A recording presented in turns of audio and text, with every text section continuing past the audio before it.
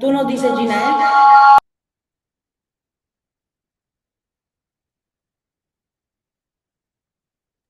Sí, estoy conectando, me pide una plantilla y ya sí, y ya en un momento.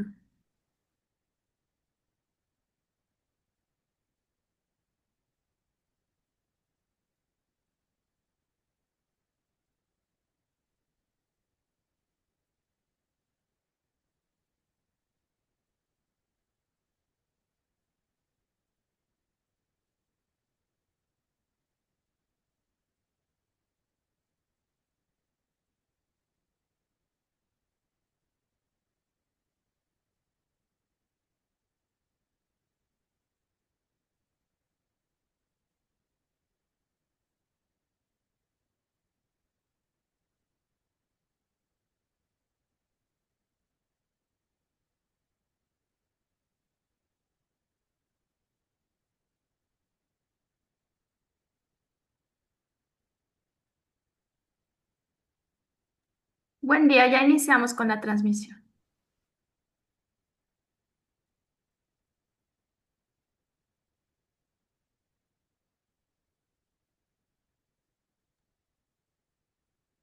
¿Qué tal?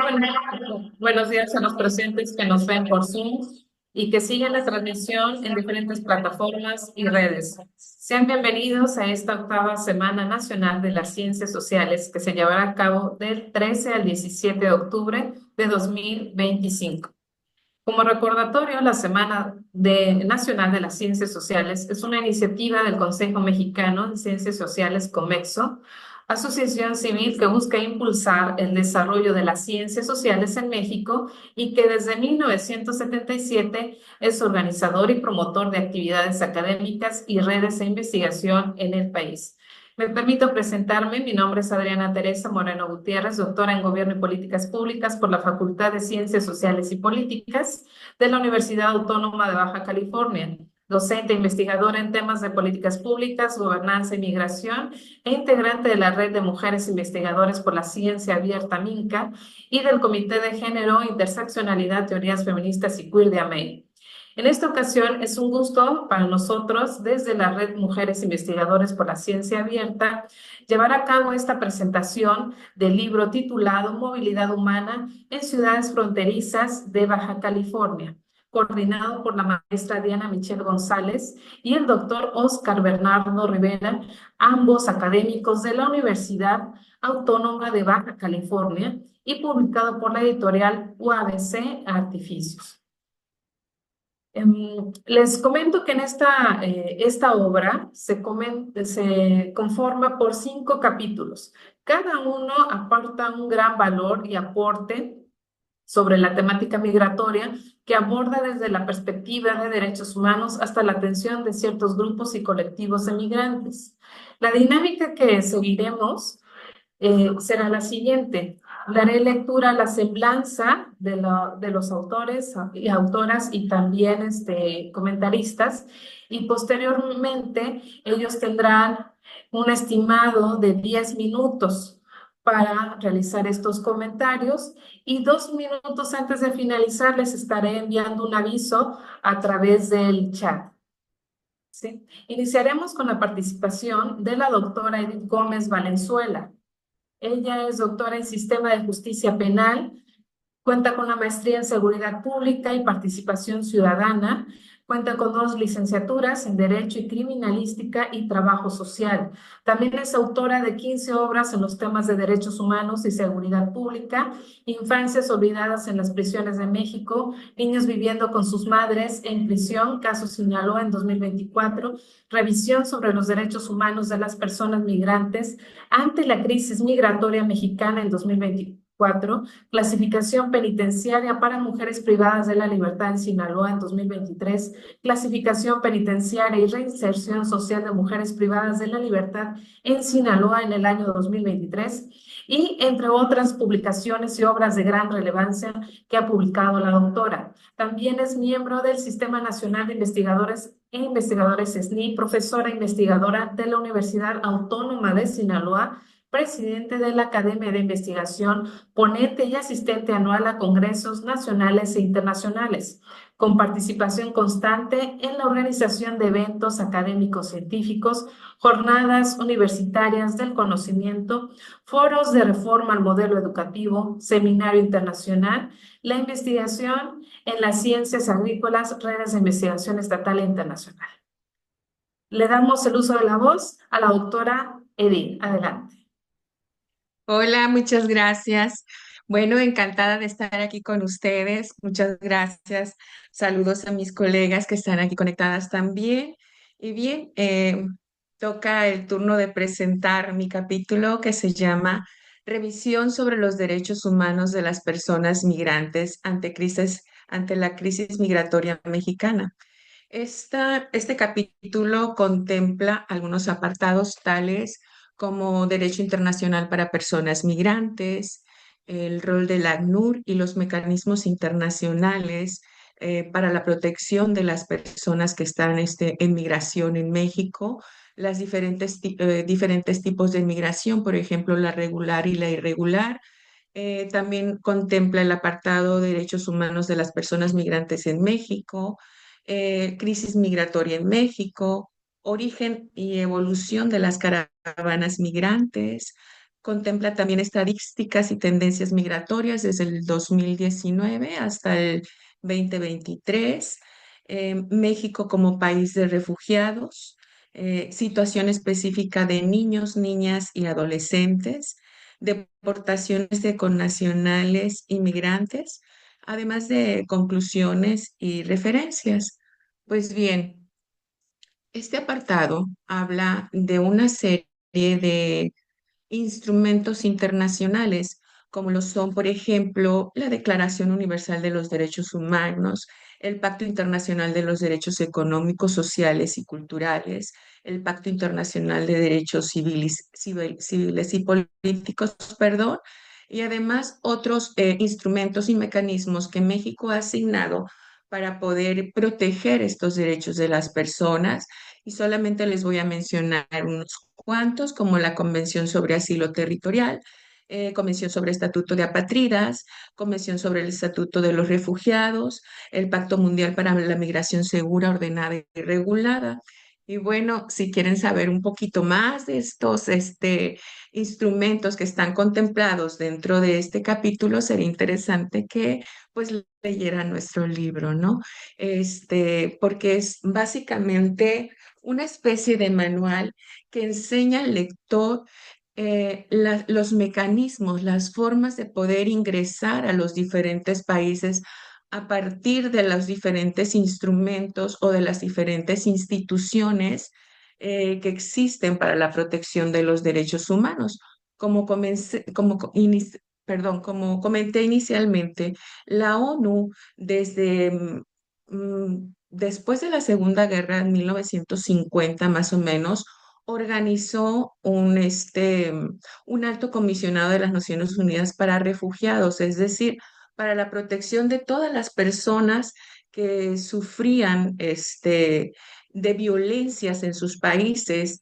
Ejemplo, como lo que está pasando, no nada más en México, sino en toda Sudamérica, hecho por lo cual muchas personas tienen que movilizarse porque están viviendo situaciones dictatoriales con los gobiernos, por la delincuencia organizada, por desastres naturales, por hambrunas, en fin, una serie de situaciones que obligan a las personas a moverse, incluso por familias, en caravanas, y están utilizando como una estrategia para poder llegar a lo que ellos llaman el sueño americano, es decir, Estados Unidos, pero de una forma irregular.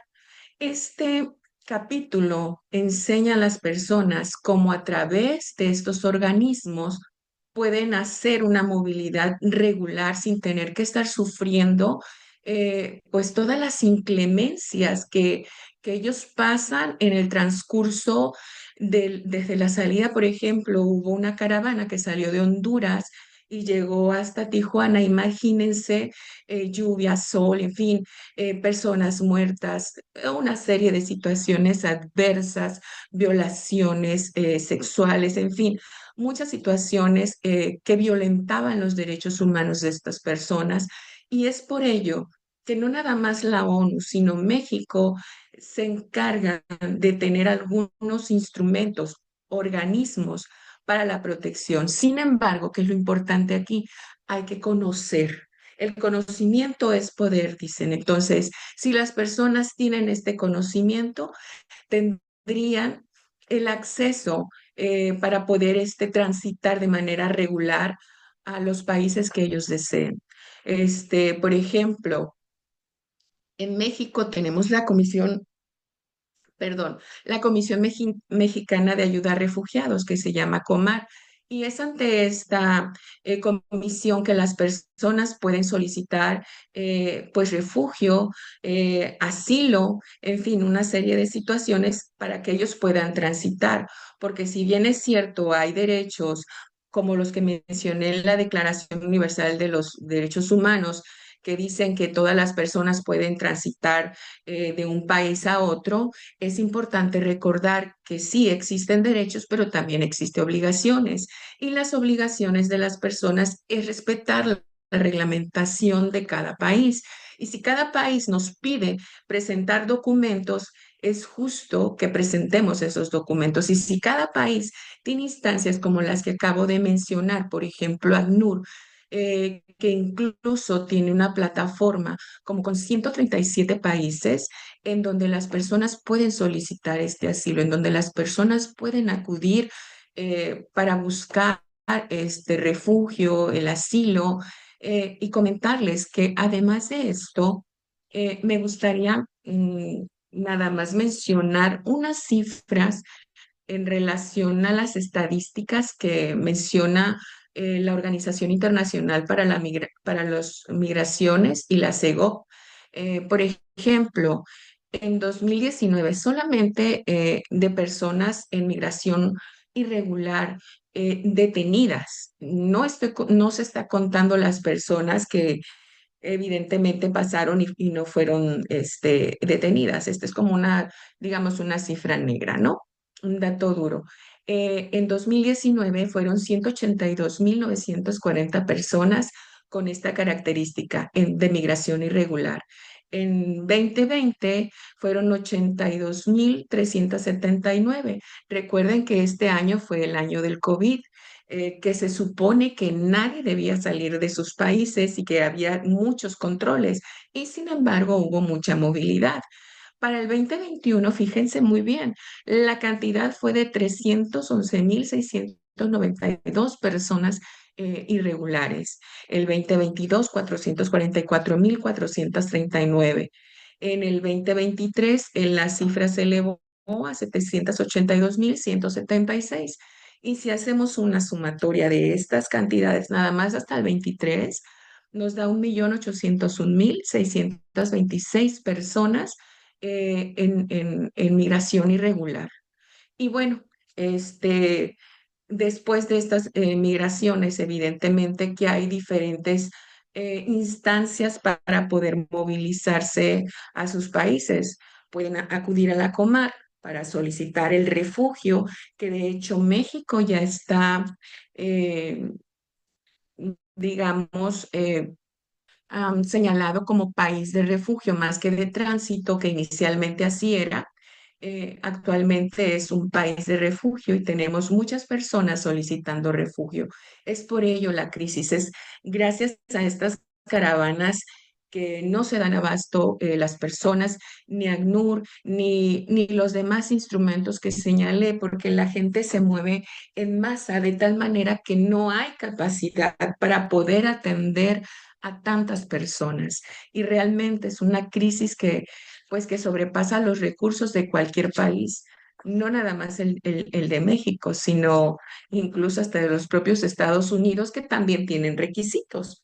Uno de los requisitos para aquellos que en algún momento quisieran movilizarse, pues sería, por ejemplo, haber solicitado asilo o refugio a través de ACNUR en algún otro país. Y si les fue negado, evidentemente que Estados Unidos pues va a proceder, va a darle trámite a su proceso, ¿sale? Porque sufren de violencia y como les dije, cuando hay situaciones de violencia del crimen organizado, de gobiernos dictatoriales, como por ejemplo Venezuela, que es el que más personas em, salen de ese país, Honduras también, en fin. El libro pues es muy específico. Estaba buscando yo, bueno, ¿de qué les hablo? Es que todo me parece súper interesante y de veras que es una especie como de, am, este, ¿cómo les explico? Como un manual para poder transitar de manera segura. Es decir, a través de este capítulo y evidentemente del libro, eh, enseñamos a las personas cómo poder moverse. Y bueno, solamente les voy a dar pues, un pequeño dato también, aparte de los que les mencioné, en cuanto a las protecciones y las garantías que brinda México a través de la Comisión Nacional de Derechos Humanos, que ha hecho 94 recomendaciones al Instituto Nacional de Migración. Y esto por no atender de manera adecuada a los migrantes, porque incluso, pues aunque estemos o aunque las personas estén en migración, sigan teniendo sus derechos humanos intactos. ¿Cuál es el único derecho que se le puede restringir? Esto de transitar libremente por el país. Tiene que quedarse en el lugar en donde está solicitando ante la Comar la posibilidad de quedarse en el país hasta que la Comar le autoriza, entonces ya podría ellos transitar de manera libre. Antes no. Y bueno, realmente espero que lean nuestro libro, nuestro capítulo, que además he de decir que lo realicé con compañeros de la Facultad de Derecho, como el doctor Octavio Martínez Cázares, el doctor Luis Felipe Bernal Hernández, con quien estamos haciendo pues un cuerpo académico de nuestra Universidad Autónoma de Sinaloa, que es mi alma mater. Y bueno, yo encantada de haber realizado esta conexión con la UABC. Feliz de la vida. Muchas gracias. Gracias.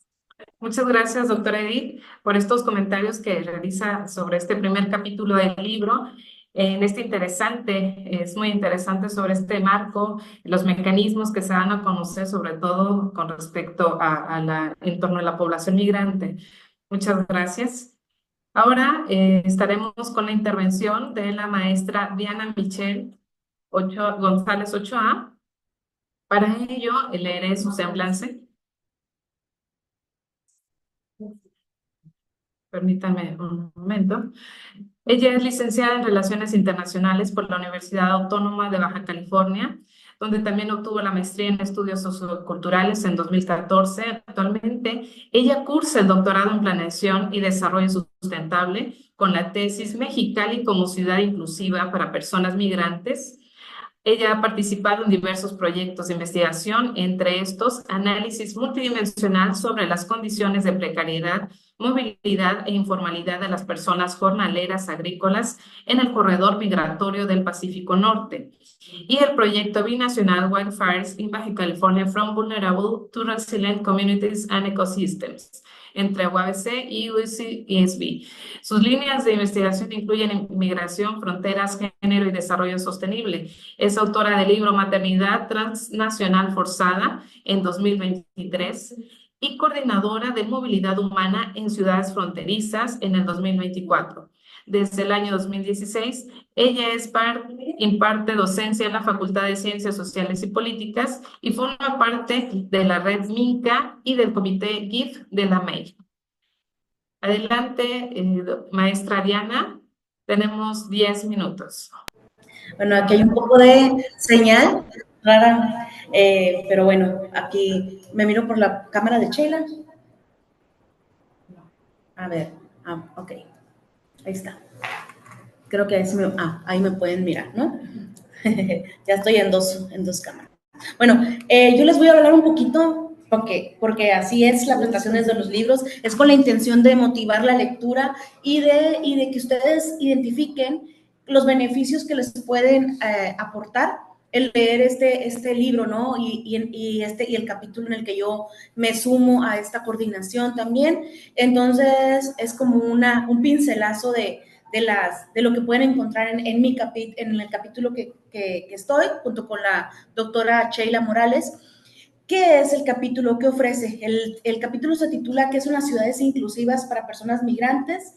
Es una revisión conceptual sistemática. ¿Qué quiere decir sistemática? La hacemos de una forma como de una forma metodológica, ¿no? Y de una búsqueda, pues, con conceptos claves, que nos arrojan cierta cantidad de artículos, los cuales consultamos en páginas específicas de búsqueda y de acceso abierto, que es Web of Science o Scopus, y identificamos los conceptos que nos podrían apoyar para conceptualizar este concepto que utilizamos y que estamos apenas indagando, se llama ciudades inclusivas o ciudad inclusiva, pero nosotros la triangulamos con otros dos conceptos claves, que es ciudad inclusiva, frontera y migración.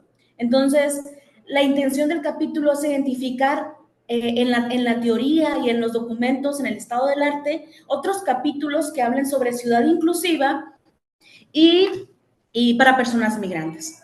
Entonces, al final de cuentas, hacemos un recorrido sobre el concepto y cómo este va evolucionando después del 2000, porque lo inserta a la discusión teórica de los conceptos internacionales. ONU Habitat allá por el 2000, en el 2003 ya lo sacan un libro que se llama Ciudad Inclusiva, ¿no? Desde las Naciones Unidas, específicamente desde ONU Habitat. ¿Y qué entendemos por ciudad inclusiva? Pues es una ciudad que permite a las personas que están en movilidad de alguna forma incluirse, no digamos que satisfactoriamente, pero sí llevar como un proceso más ameno, ¿no? Estas ciudades que consideren varias dimensiones. En el libro identificamos 5 dimensiones: espacial, medioambiental, social, política, ¿no? Y económica. Entonces, al identificar esas dimensiones y esos aspectos que tendríamos que medir para ver si somos o no somos inclusivos, también arroja ciertas estrategias que deberíamos de estar haciendo como sociedad, o sea, cada quien lo que les corresponde.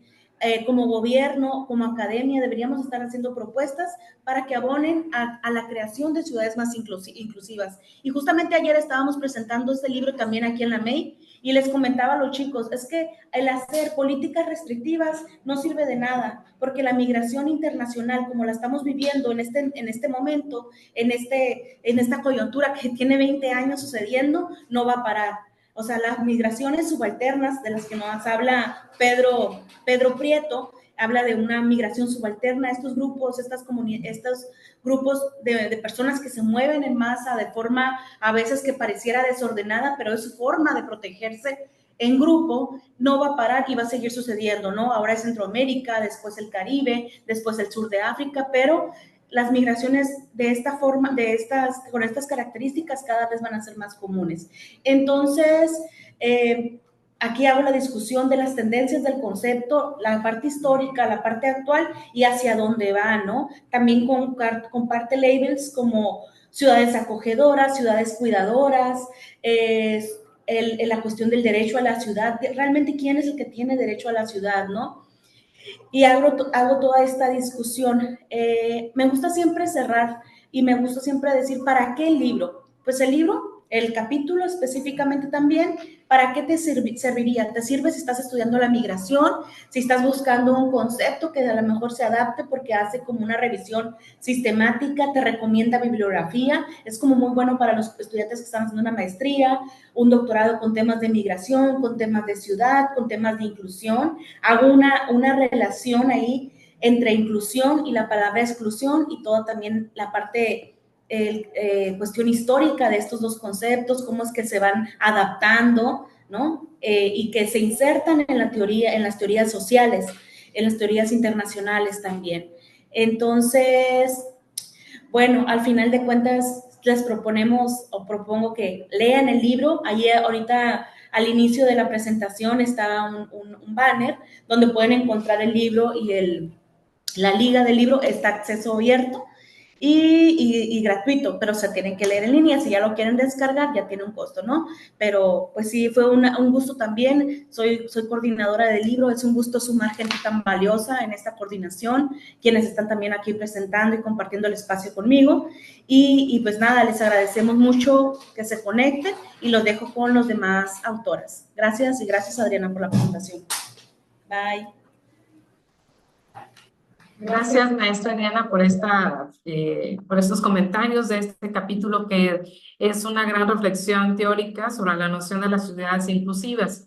Vamos a continuar con la tercera persona, que es la doctora Margarita Niño Contreras. Ella es socióloga por la Universidad Autónoma de Baja California, donde también obtuvo la maestría en Ciencias Sociales Aplicadas al Desarrollo Urbano y Rural.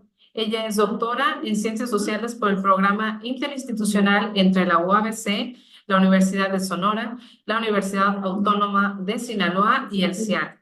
Sus investigaciones se centran en la frontera norte de México, abordando temas como la dinámica demográfica, económica y los procesos de empoderamiento de mujeres indígenas migrantes en Tijuana y San Quintín. Desde 2016, la doctora lidera el Cuerpo Académico de Estudios Sociales en el Instituto de Investigaciones Sociales de la UABC, impulsando proyectos sobre desigualdad de género, migración y desarrollo comunitario. Participa en los proyectos Incendios Forestales en Baja California de comunidades y ecosistemas vulnerables a resilientes y análisis multidimensional sobre las condiciones de precariedad, movilidad e informalidad de las personas jornaleras agrícolas en el corredor migratorio del Pacífico Norte. También es autora y coordinadora de diversas obras, entre ellas Vicisitudes del Capital Social en el 2016 y Estudios de Género en el Norte de México en el 2017. Es parte del Sistema Nacional de Investigadores y del PRODEP. Su trabajo ha contribuido al fortalecimiento de los estudios de género, migración y frontera en el norte del país. Estimada doctora, adelante. Sí, muchas gracias, doctora Adriana. Si me permiten, tengo aquí unas notas que les quisiera compartir sobre el capítulo del libro, ¿verdad? Para ojalá despertar su interés, ¿verdad? Para que lo busquen y también lean este capítulo. Bueno, a 20 años de exclusión de mujeres, niñas y niños indígenas migrantes en Baja California, contenido en el libro Movilidad Humana en Ciudades Fronterizas de Baja California, coordinado, como ya escucharon, como saben, por la maestra Diana Michelle González Ochoa y el doctor Oscar Rivera, a quien agradezco infinitamente la invitación a colaborar. De igual forma, aprovecho para agradecer al departamento editorial de la UABC, que hace posible la materialización de este proyecto, así como a la editorial Artificios. Bueno, a manera de introducción, les voy a comentar que hace más de 20 años documenté en Tijuana, y bueno, claro, aquí señalar posterior a la doctora Laura Velasco del COLEF, ¿verdad? Estas escenas que aún me acompañan de mujeres mixtecas perseguidas por vender artesanías, por afear la ciudad, por pedir caridad, perseguidas estas, detenidas, separadas de sus hijos, de sus hijas y llamadas indeseables por las autoridades. Entonces me preguntaba, ¿cómo era posible que una ciudad fronteriza, moderna, turística, como Tijuana, negara el derecho al trabajo, a la presencia de estas mujeres que más lo necesitaban, que fueran vistas, que fueran escuchadas?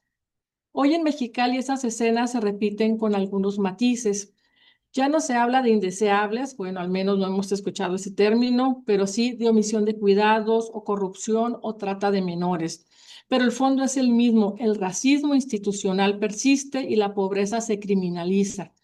Este capítulo del libro hace o busca responder qué ha cambiado para las mujeres indígenas migrantes 20 años después de lo documentado. ¿Cómo enfrentan hoy la exclusión en una ciudad donde el calor, además, también, decimos, sabemos, también mata, sabemos de los golpes de calor, ¿verdad? Y sobre todo, ¿en qué medida o de qué forma ha cambiado la política hacia este sector de la población? Si de veras la mirada es interseccional, si si en realidad está cumpliendo esa función, ¿verdad? Bueno, les voy a hablar un poquito a grandes rasgos de la metodología, ¿verdad? En este caso es una mirada larga, de largo plazo, como les digo, y cercana con retomando algunos casos de mujeres y situaciones sociales sobre todo, ¿verdad? Que nos tocó presenciar y analizar a principios del año 2000. Y bueno, entonces esta investigación se sostiene en dos etapas de trabajo etnográfico separadas casi por 20 años, como les comentaba. La primera la realizo entre el año 2000 y el 2004 en Tijuana y la segunda entre el 2020 y 2023 en Mexicali. En la primera acompañé cotidianamente a mujeres mixtecas en sus espacios de trabajo, en sus trayectorias migratorias, en reconstruirlas a partir de historias de vida, en sus encuentros con la autoridad. Observé, caminé con ellas, esperé en los juzgados, participé en reuniones y escuché sus historias.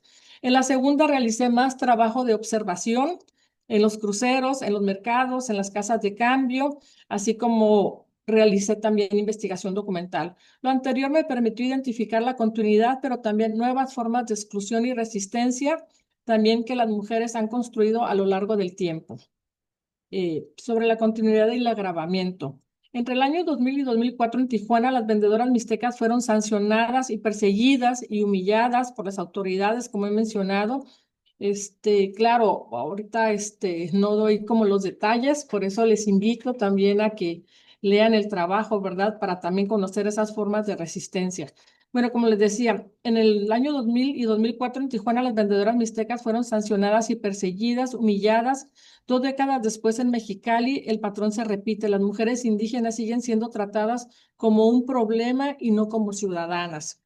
Una madre Tzotzil, por ejemplo, fue detenida tras el atropellamiento de su hijo en un crucero mientras hacía malabares. Se le acusó de trata de personas y pasó 48 horas presa sin intérprete.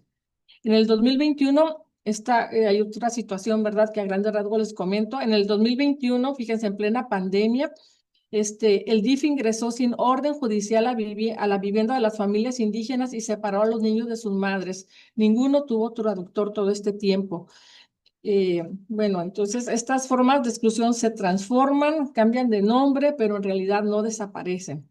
Sobre la exclusión y también acentúa mucho también el abandono institucional, pero también la situación climática de Mexicali, porque es terrible verles en pleno verano en los cruceros haciendo los malabares, en la línea para hacer la fila para pasar a Estados Unidos, ¿verdad?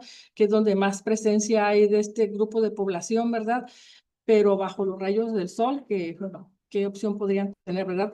Bueno, si Tijuana representaba la persecución urbana, Mexicali encarna la violencia también del calor extremo que se suma, ¿verdad?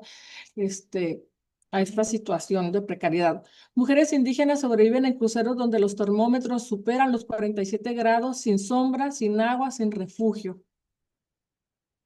El calor y el asfalto se suma a la violencia estructural que viven las mujeres indígenas migrantes. Aunque existen leyes que reconocen los impactos diferenciados del cambio climático sobre mujeres, sobre población indígena, en Mexicali esas palabras no se traducen realmente en políticas. La exposición al sol y la falta de espacios seguros son una forma silenciosa de exclusión climática también. Sobre la desigualdad institucional. Bueno, en Baja California la desigualdad tiene geografía. En Tijuana y Ensenada existen casas de la mujer indígena, las CAMI, que si bien, bueno, estas son espacios, ¿verdad? Brindan espacios para atención médica, jurídica, psicológica, con intérpretes. Si bien han recibido también críticas, pero nos queda muy claro, ¿verdad?, la importancia de estas. Pero en Mexicali, en la capital, no hay ninguna CAMI. Pareciera que siempre pues se invisibiliza, no se ve la situación, ¿verdad? Como decíamos, se les considera un problema, pero tampoco se busca cómo solucionar ni cómo apoyarles.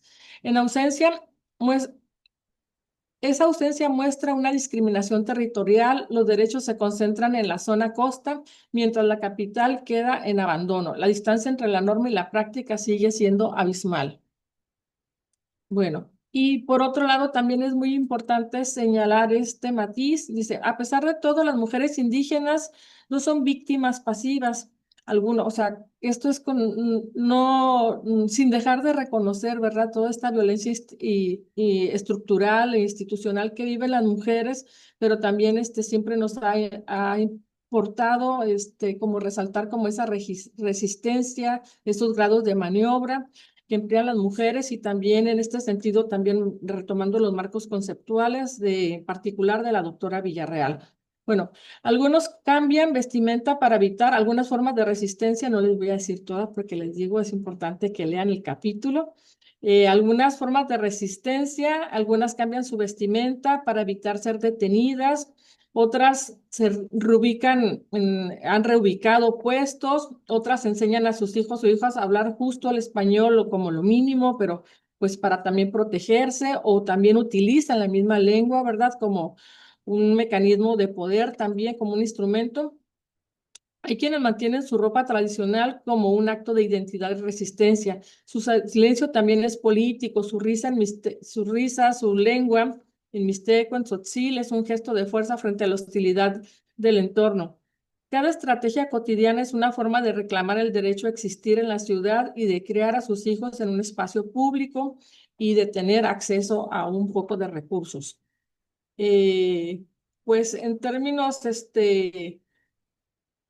eh, pudiera decir como hallazgos, ¿verdad? Algo es, en este recorrido, en esta continuidad de más de 20 años, vemos, pues se mantiene la exclusión. Vemos lo más grave todavía también es la indiferencia con lo que lo aceptamos, ¿verdad? Sí vimos algunos colectivos que estuvieron también apoyando a estas mujeres presas, pero en realidad hay mucha indiferencia a este sector de la población.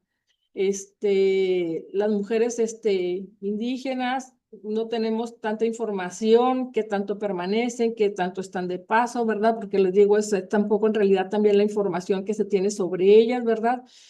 Pero pues es importante hacer este tipo de estudios y hacer algo, ¿verdad? Implementar algo en las políticas y les decía más todavía, lo más grave aún todavía que me parece es en el verano sobre todo, ¿verdad? Y que no hay ningún tipo de política a ese grupo de mujeres. En este verano tan solo fallecieron más de 40 personas por golpe de calor, ¿verdad? Bueno, y por otro, urge, aquí también yo señalo que urge una casa de la mujer indígena en Mexicali, con intérpretes, con atención jurídica, con programas dignos. Urge reconocer que el calor extremo y el racismo institucional se entrelazan. Y bueno, a 20 años después, las mujeres indígenas siguen en la calle, pero también siguen al pie con sus hijos en brazos, recordándonos que resistir también es existir. Bueno, les invito a que lean el libro completo y también que le echen una mirada a este capítulo. Gracias. Muchas gracias, doctora Lía, por esta participación, estos comentarios y reflexiones sobre este capítulo. Ahora vamos a continuar con la intervención de la doctora Sheila Morales Flores. Ella es doctora en estudios socioculturales por el Instituto de Investigaciones Culturales, Universidad Autónoma de Baja California. Cuenta con un máster en cooperación internacional y gestión de proyectos de desarrollo por el Instituto Universitario Ortega y Gasset en Madrid, España, y es maestra en estudios de desarrollo global por la Universidad Autónoma de Baja California. Actualmente es profesora de tiempo completo de la Facultad de Ciencias Sociales y Políticas. La doctora también trabaja las líneas de investigación centradas en cooperación internacional, al desarrollo y grupos vulnerables, particularmente el grupo de mujeres de empleos informales, su participación política e inclusión en las políticas públicas.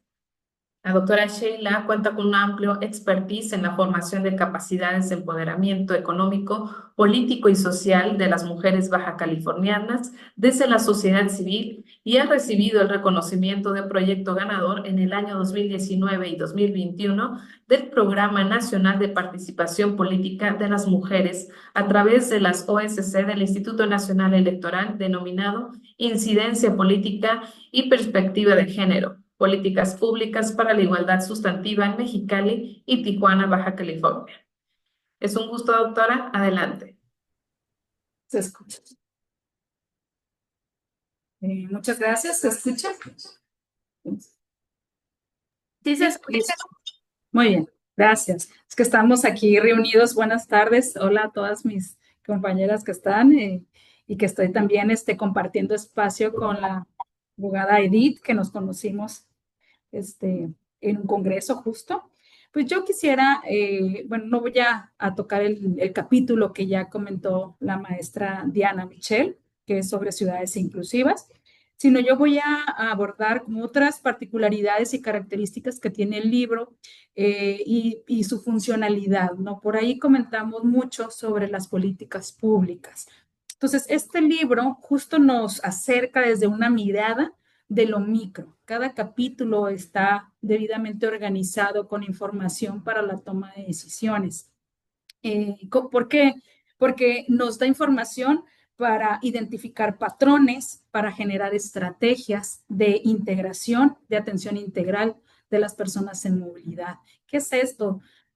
Pensar una política pública y focalizar es identificar qué necesidades están teniendo las mujeres, las niñas, los niños, adolescentes no acompañados. Por ejemplo, yo veía el capítulo de nuestra abogada Edith aquí y comentaba, bueno, para hacer una política pública no puedo generar estrategias sino generales, es decir, qué necesidades tienen esos niños y niñas y adolescentes no acompañados, cómo la ley acompaña a estas familias y sus procesos de separación, por ejemplo, qué estrategias diferenciadas podemos generar en estas políticas para lograr focalizar esfuerzos y atender integralmente a estas poblaciones en movilidad.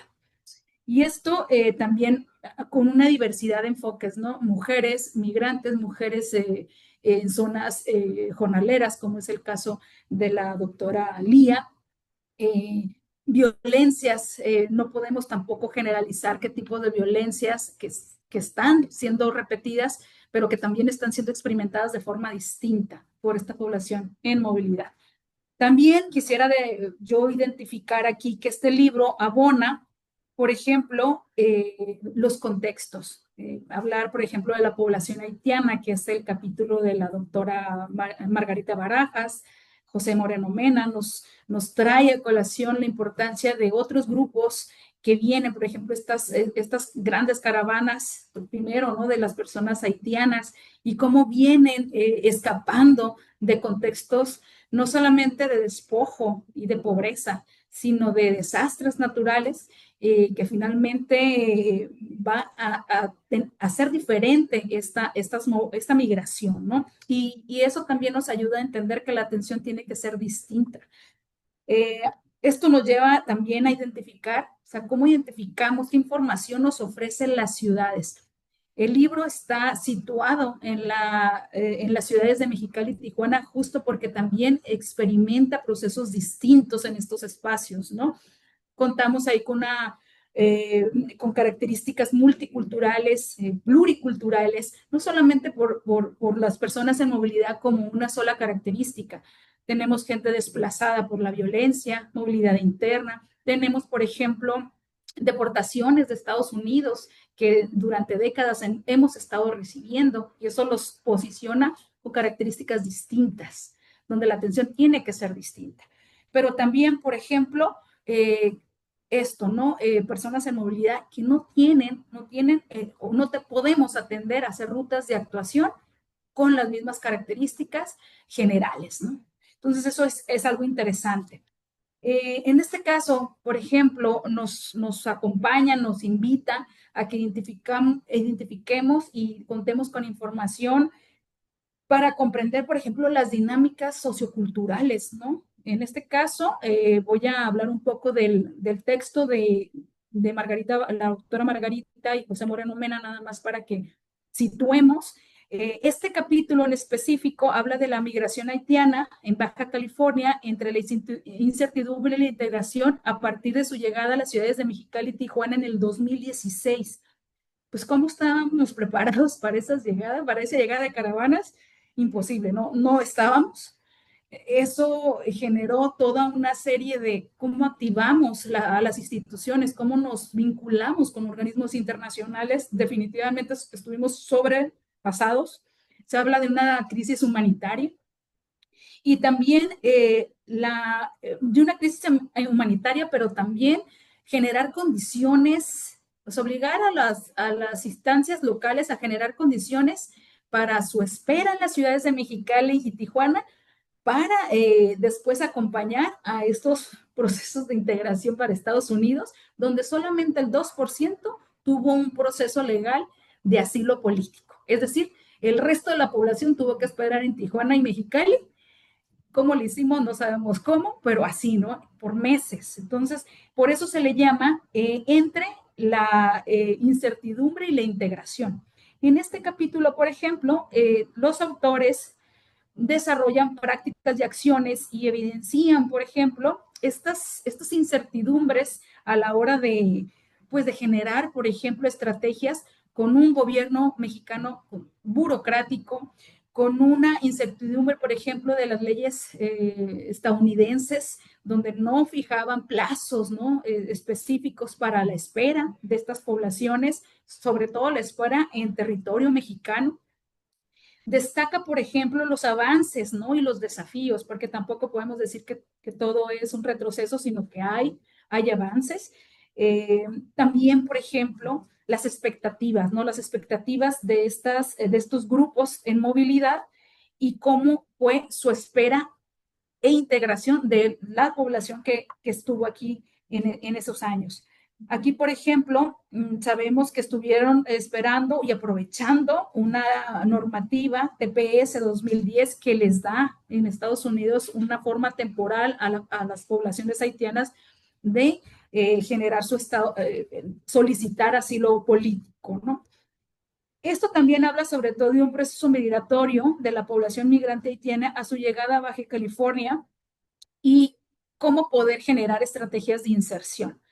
Este proceso se caracterizó principalmente por las trabas burocráticas que ya comenté y pues esa también incertidumbre y no claridad de las propuestas estadounidenses de validar o no validar la inclusión y la integración de estas poblaciones. Se caracteriza por una publicación que echa mano, sobre todo, de identificar qué diferencias hay entre estas nuevas movilidades. Por ejemplo, la población haitiana viene muy caracterizada por una población calificada, de mano de obra calificada, a diferencia de otras movilidades a otros países. Habla de un contexto, por ejemplo, de cómo se fueron movilizando a Brasil, a Perú, y después toman esta ruta hacia México. En este capítulo también se visibiliza cómo la sociedad civil se organiza y genera estrategias para poder, pues de alguna manera, incluirlos, ¿no?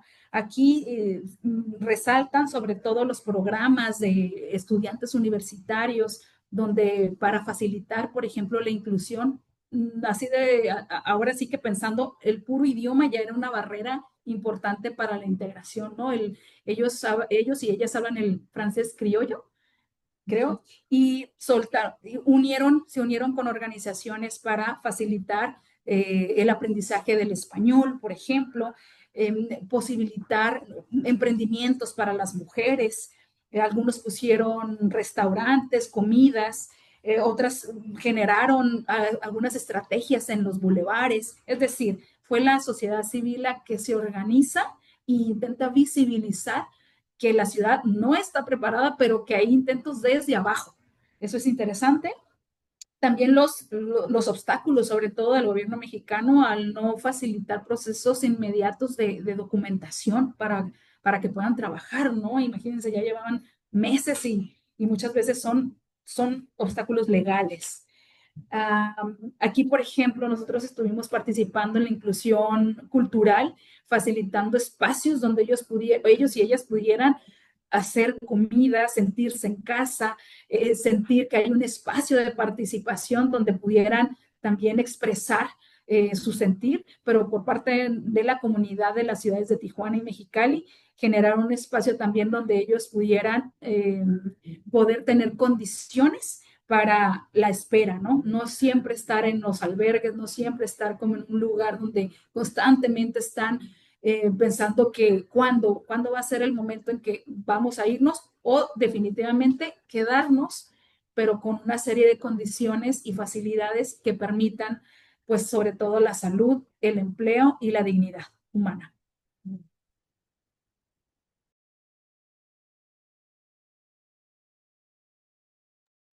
Muchas gracias, doctora Shelley, por su intervención. Ahora vamos a dar paso a la sesión de preguntas, este espacio de preguntas. Por aquí hay una de la maestra Diana Michelle González Ochoa y dice así: ¿cuáles consideran que son los principales desafíos y oportunidades para construir políticas públicas y acciones sociales más inclusivas hacia las personas migrantes en las ciudades fronterizas del norte de México? ¿Algunas de las autoras que guste dar respuesta a esta pregunta?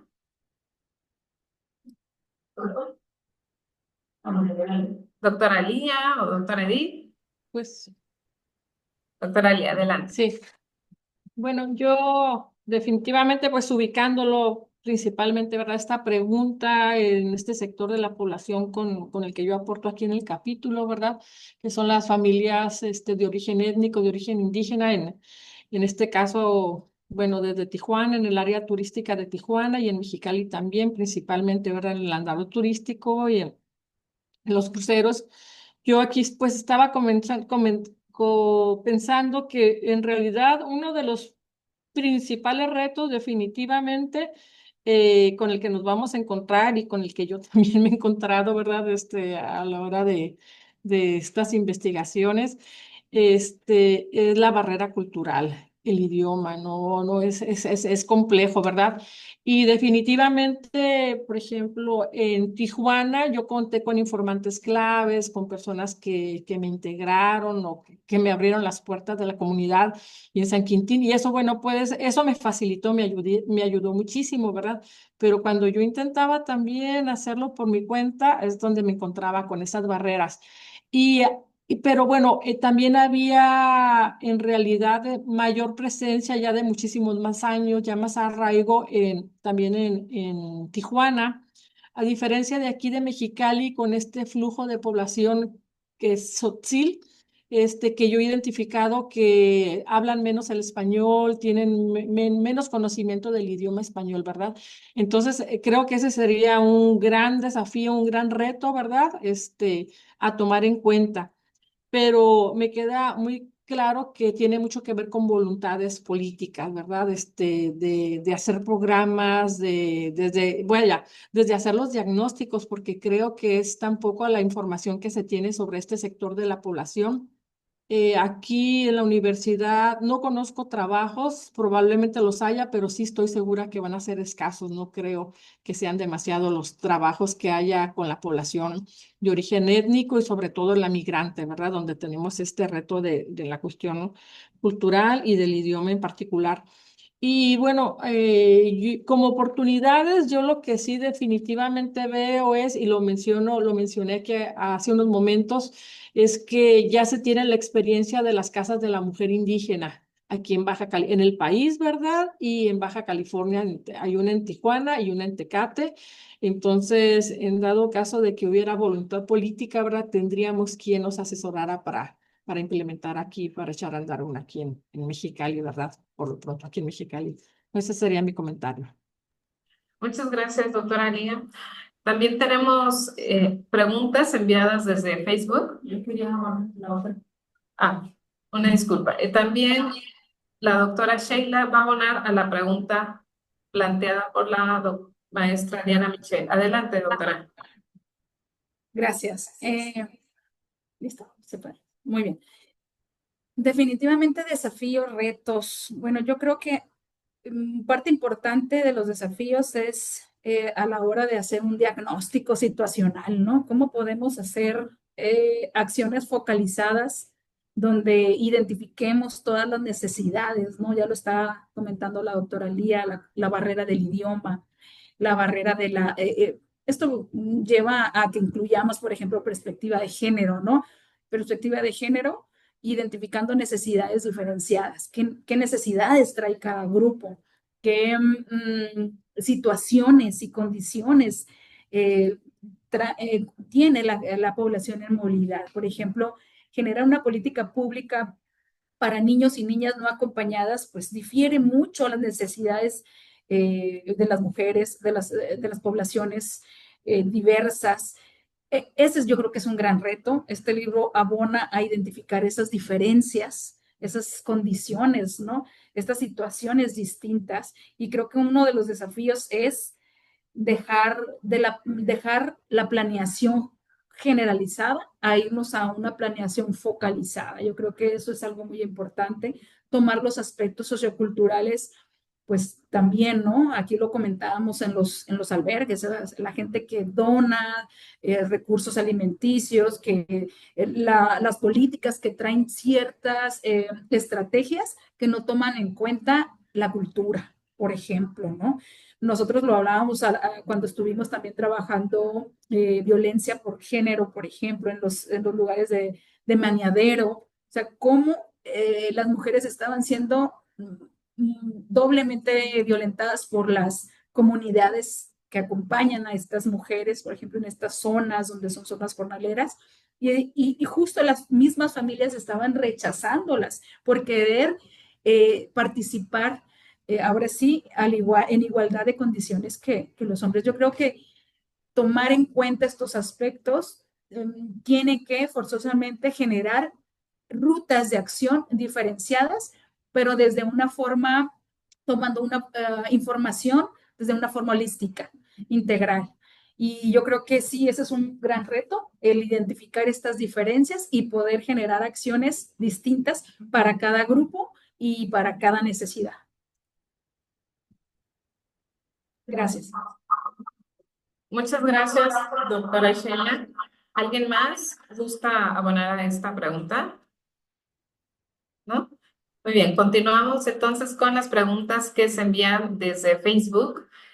Está una pregunta de Cristina Gerardo García. Ella dice, ¿qué papel creen que pueden desempeñar los estudiantes universitarios en la construcción de una sociedad más incluyente hacia las personas migrantes?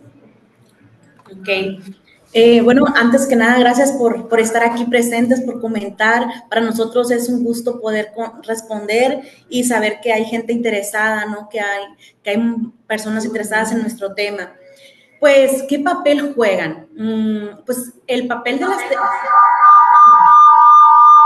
Ay, perdón. El papel de los estudiantes es esencial porque no solamente tienen la posibilidad de abonar, sino también creo que tienen la responsabilidad. Yo cuando hablo con mis estudiantes, realmente estamos en una situación privilegiada, ¿no? El hecho de tener acceso a un aula, en el caso de Mexicali, una aula refrigerada, con espacios de estudio, con bibliotecas, fuentes de información pues disponibles, abiertas, de acceso abierto. Creo que estamos privilegiados y de esta forma tenemos como que responder y por eso creo que somos responsables también de accionar, ¿no? Las personas migrantes pues no son una cifra ni una categoría de estudio, aunque a veces las abordamos y empezamos, son tanta cantidad, es importante eso, ¿no? Caracterizar, pero no solamente son una categoría, sino son parte pues de nuestras comunidades, de nuestras calles, habitan los mismos espacios que nosotros, entonces también tienen que formar parte de nuestras aulas. El compromiso estudiantil puede expresarse en muchas formas, por ejemplo, investigando, acompañando, creando proyectos de servicio social en colaboración con otros profesores, con equipos de investigación, de trabajo, incluso visibilizando historias y simplemente generando empatía hacia esta población, respeto y empatía, ¿no? Eso es como muy importante desde la jovialidad de los estudiantes, desde la sinergia que tienen y desde el potencial que tienen. Y una sociedad más incluyente pues comienza con esta capacidad de reconocer al otro como igual y no como otro ajeno, el que no pertenece a nuestro espacio, sino que está cohabitando con nosotros en nuestro mismo espacio, y incluirlo es importante. Pues en este mismo proceso la universidad tiene un enorme potencial transformador. Pues este libro es eso, ¿no? Una invitación a que ustedes como estudiantes tienen acceso a los libros, a los profesores que con gusto los podemos acompañar. Hemos hecho actividades, servicios sociales, donde se pueden registrar y pueden, si les interesa el tema, meterse más de fondo y de lleno, ¿no? Y claro, también con la creatividad que tienen y pues la creatividad esta que los identifica, pues poder hacer propuestas también más novedosas e incluirlas. Pues así. Muchas gracias. Bueno, yo quisiera, ¿se escucha? Sí, doctora. Bueno, yo quisiera abonar o secundar a la compañera. La verdad es que, pues ahora sí que toda la participación de los estudiantes, pero primero identificando dónde puedo yo colaborar. Es decir, en Mexicali, en la mayor parte de las ciudades fronterizas tenemos organizaciones o contamos con organizaciones que tienen una capacidad operativa para la gestión de la migración importante, dan cobijo, dan alimentación, pueden estar con sus familias, pero son organizaciones que sobreviven de las donaciones. Por ejemplo, hace falta que los estudiantes y las estudiantes se involucren desde las distintas disciplinas, abonando conocimiento. Por ejemplo, generar un taller para que puedan hacer un proyecto, los albergues y bajen fondos, generando incidencia política, identificando necesidades organizacionales, haciendo campañas de crowdfunding, identificando, por ejemplo, para los y las administradoras públicas, generar manuales de procedimientos, de servicios que las mismas ONGs muchas veces no tienen, porque no tienen esa conectividad tan cercana con cada facultad, ¿no? Yo creo que ahí nosotros estuvimos trabajando en un proyecto que se llama FOCAL. Justo los organismos internacionales como OIM y ACNUR se vinculan con organizaciones de la sociedad civil y el proyecto se llamó Fortaleciendo la profesionalización de las organizaciones. Entonces, ¿qué hicimos nosotros como universidad? Vincular al estudiantado, identificando necesidades de las propias organizaciones para brindar un servicio digno a los y a las migrantes, pero sobre todo fortalecerlos a ellos, es decir, cómo podemos identificar en las distintas etapas y procesos que lleva a cabo una organización y poder participar. Se trajeron campañas de salud, se trajeron, por ejemplo, asesoría jurídica y legal por parte del estudiantado. En el caso de administrativas, generó información adecuada fiscal para que las mujeres pudieran tener pequeños emprendimientos, las bonanzas de la fiscalización a la hora de poder acceder a créditos. En mi caso, acompañar con proyectos que tuvieran una metodología y que estas organizaciones pudieran bajar fondos.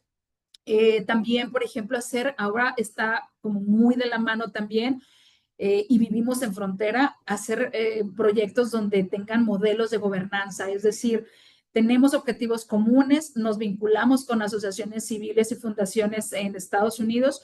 ¿Quién hace qué? O sea, todos vamos a entrarle, pero definitivamente tenemos que tener un modelo de actuación en el que se dividan responsabilidades, financiamiento y roles importantísimos para llegar a estos esfuerzos y concretar objetivos comunes. Si me permiten, yo Muy también bien, gracias, quisiera. doctora Sheila. Doctora Edith, adelante. Gracias.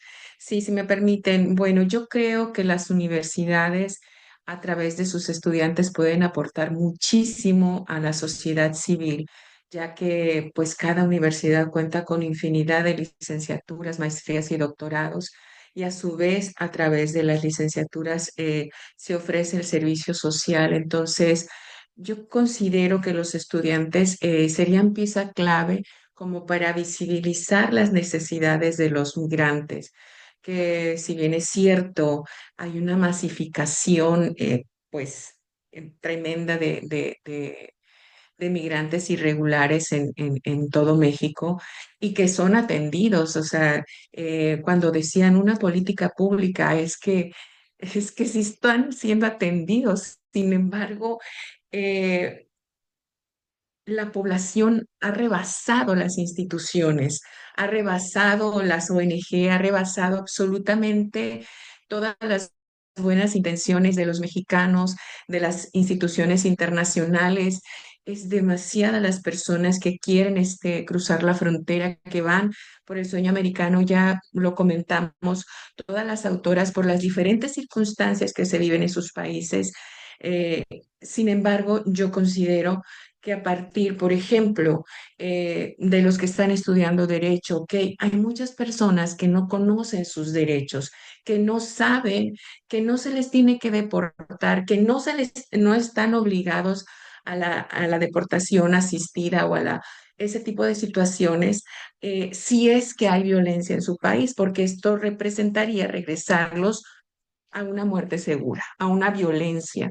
Entonces, a través del derecho se asesora a las personas, eh, se enseña cuáles son los caminos, cuáles son las instituciones que tenemos para poder resguardar, para poder garantizar cada uno de sus derechos.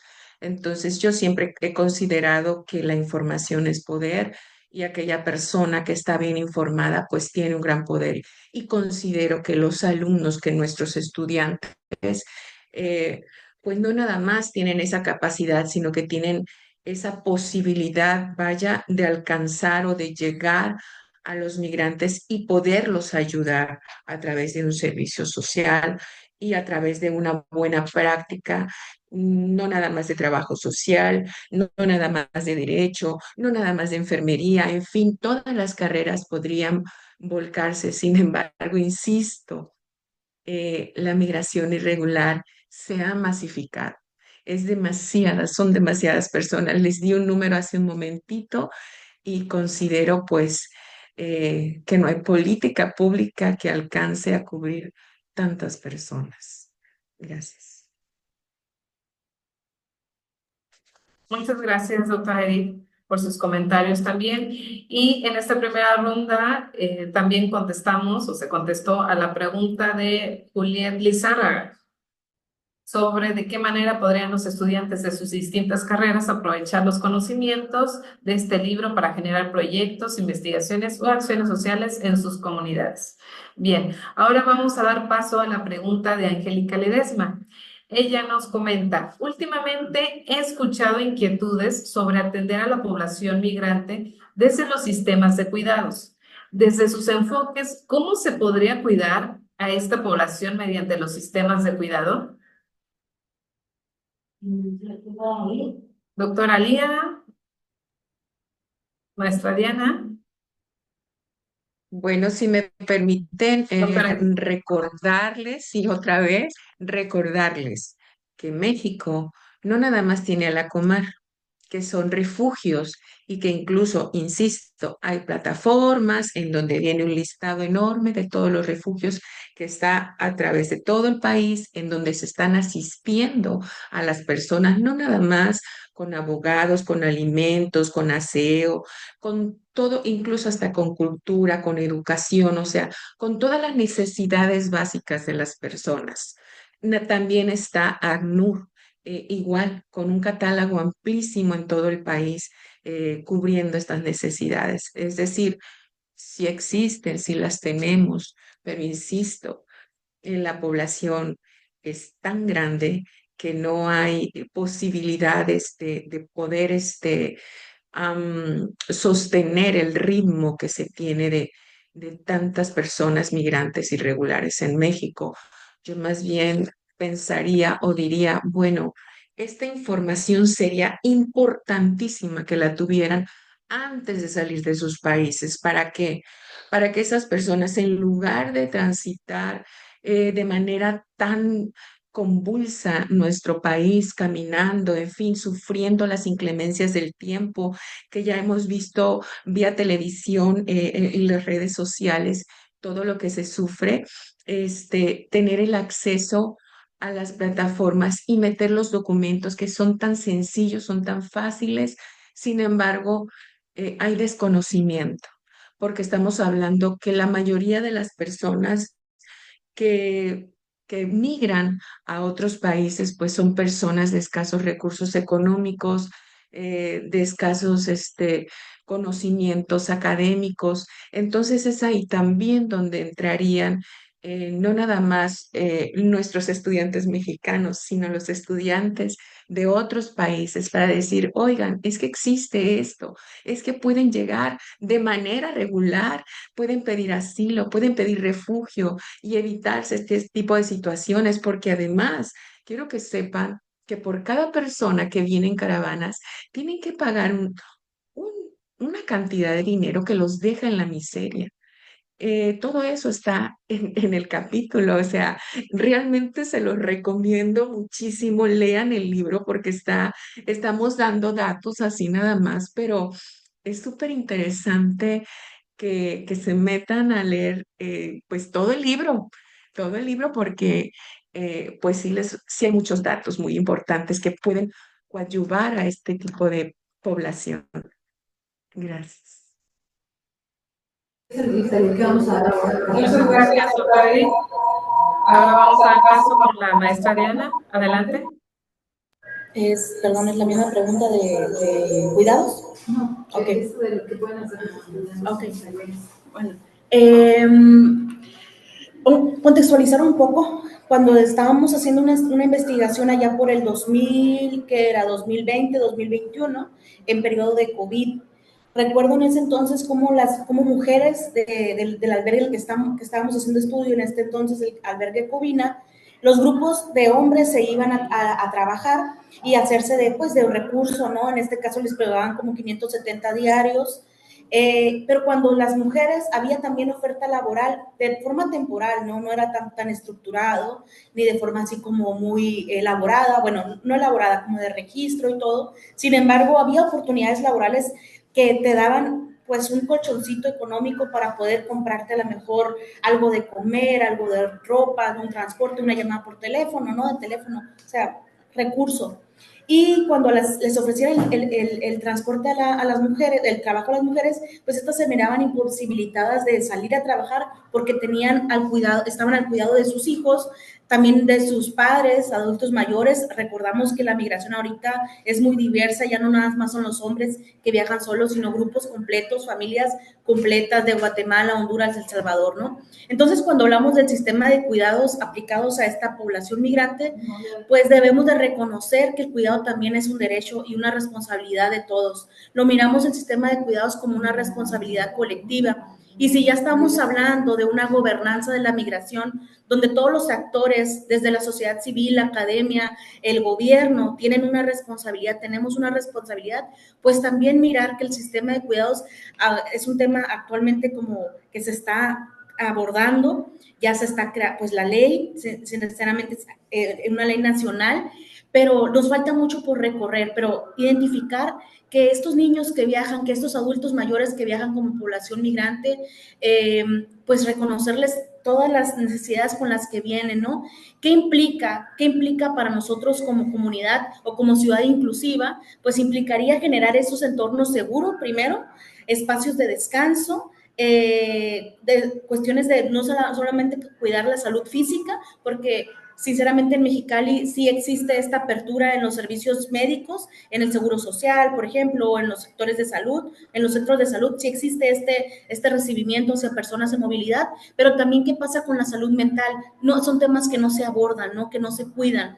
Entonces, deberíamos de hacer un acompañamiento comunitario, políticas públicas que no distingan entre nacionales y extranjeros. Y brindar todo este acceso de forma universal, ¿no? Porque la migración es un derecho universal.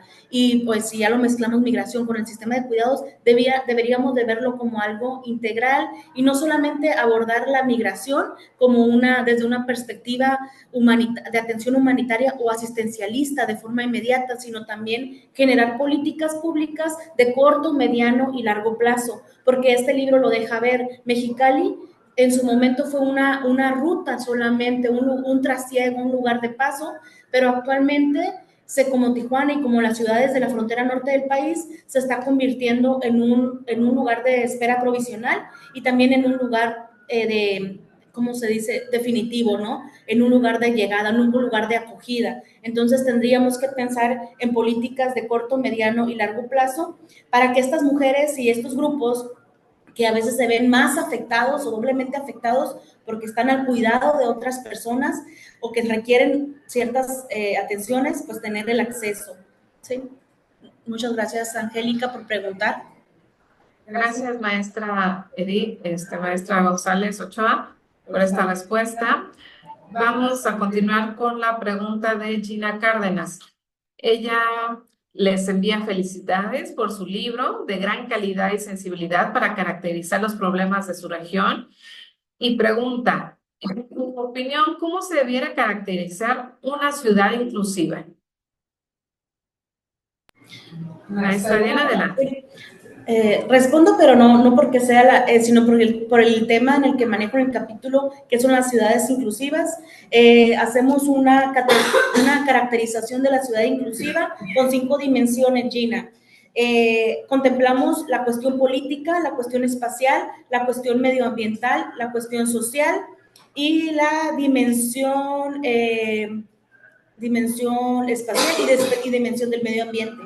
Cuando el concepto se empieza a crear desde el 2000, de ONU Habitat, nada más se consideraban las 3 dimensiones de los ODS, que era el social, político y económico, y se dejaban de lado las otras dimensiones, que es la espacial, que implica toda esta construcción o todo este conocimiento de cómo se mueven las personas en el espacio, ¿no? Al final de cuentas, las personas habitan un espacio y cómo es que está diseñado este espacio. Y la cuestión medioambiental la suman desde las discusiones de Asia, de China específicamente, y ellos consideran otros elementos, pero nosotros aquí en esta discusión y bajado a la ciudad de Mexicali estamos considerando, por ejemplo, la cuestión del clima, que lo menciona la doctora Niño, ¿no? También. La cuestión del clima es súper importante y sobre todo en Mexicali, que es una ciudad con un clima extremo. Entonces, hay que considerar esas dimensiones y ahora ya, ¿cómo se caracteriza? Cada dimensión tiene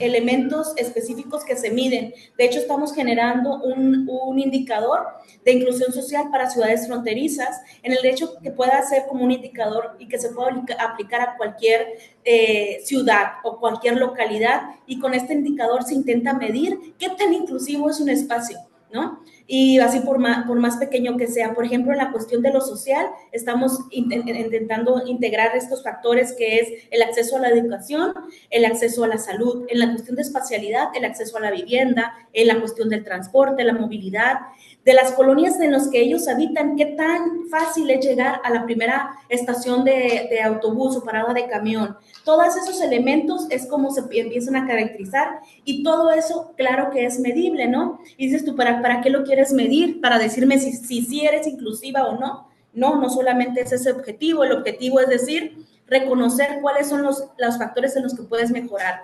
Como les comentaba hace rato, a corto, mediano y largo plazo. Identificar áreas de oportunidad, ¿no? Y a veces son cuestiones a lo mejor de verdad que sí están como más disponibles para los recursos de la ciudad o de nosotros mismos como ciudadanos. Gracias por la pregunta, Gina. No sé si queda claro o ya alguien quiere abonar algo más. A mí me gustaría, no sé si alguna de ustedes, pero a mí me gustaría, a ver, ahí se escucha. A mí me gustaría nada más abonar que también la ciudad justo también se presentan como complejidades diversas.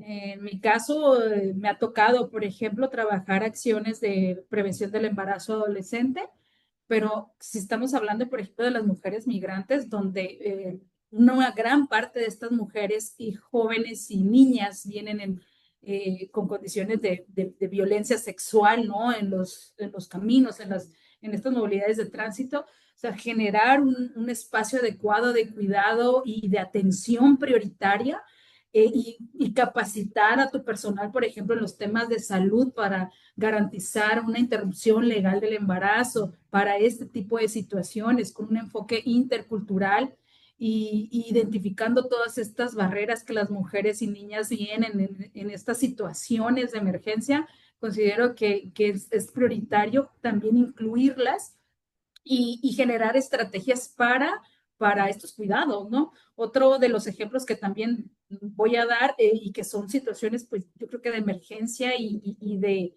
inmediatez, por ejemplo, pensar en que, bueno, estamos hablando de mujeres, ¿qué necesidades tienen las mujeres? Pero, por ejemplo, si hablamos de mujeres que ya han caído en las drogas, que fue un caso que yo tuve, una mujer hondureña que llega a Mexicali sana, y empieza a caer en una situación de adicción con 4 niños que quedaron al resguardo del DIF en un limbo legal imagínense, o sea, tenemos que prepararnos para situaciones desde las más básicas hasta las más complejas, como es este caso. En el caso, pues yo estuve muy de cerca siguiendo la salud y la atención en los albergues de niños en adopción, que ya los querían dar en adopción, pero contactando a sus familiares en Honduras, viendo de qué forma se movilizar, por ejemplo, a la embajada en México de Honduras y contactar a la familia, que en este caso la abuela se hace cargo, pero no tenemos protocolos, no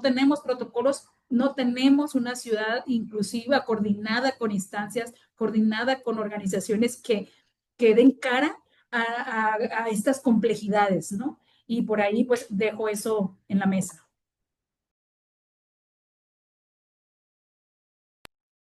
Bien, ¿alguien más gusta abonar? Ya sería el último comentario. Vamos a proceder al cierre. Sin antes, bueno, no antes, mencionarles todas estas felicitaciones que les envían. Angélica Ledesma les envían felicitaciones a las compañeras participantes en la publicación. También Nini Ochoa. Ella menciona qué temas tan interesantes tratan, muy importante que se hable de ellos, es importantísimo que no sean y se invisibilice a todas estas mujeres. Nessa Graciano, ella comenta, desde que la profesora Diana nos ha comentado acerca de las personas migrantes, que incluso siento que la mayoría deberían de saberlo, tanto estudiantes de diferentes tipos de carrera, para empezar a adentrarse a estos temas, con el simple hecho de reconocer lo que está pasando. Muchísimas gracias por estos temas tan interesantes. Y me sumo también a las felicitaciones por todas y todos, a todas las autoras. Muchas gracias. Vamos a comentar nada más estas palabras finales. La publicación responde, esta publicación, este gran logro, este libro, responde a esta necesidad de profundizar en los procesos migratorios locales y sus implicaciones sociales, políticas y culturales, en un contexto de crisis migratoria regional que ejerce presión sobre las fronteras mexicanas y pone de relieve los desafíos de la integración, la protección y la justicia. Agradecemos profundamente la participación de las autoras y de la coordinadora del libro por compartirnos sus reflexiones y aportaciones en torno a las dinámicas de movilidad humana en las ciudades fronterizas de Baja California. Su trabajo nos invita a repensar los procesos migratorios desde una mirada crítica, situada y comprometida con la realidad regional. A todos los asistentes que nos siguieron por las diferentes plataformas, les agradecemos su compañía e interés en las iniciativas que impulsamos desde la red Mujeres Investigadoras por la Ciencia Abierta, MINCA. También les invitamos a seguir y participando y o asistiendo a las actividades de Comexo. Finalmente, reiteramos nuestro reconocimiento al Consejo Mexicano de Ciencias Sociales, Comexo, por el impulso permanente a la Semana Nacional de las Ciencias Sociales, que hace posible este espacio de encuentro y reflexión académica. Muchas gracias a todos. Les comento también, antes de terminar, que está ahí el link para la descarga o para la visualización, más bien para que ustedes puedan leer este libro en línea, y para la descarga tiene un costo. Muchas gracias a todos. Hasta luego.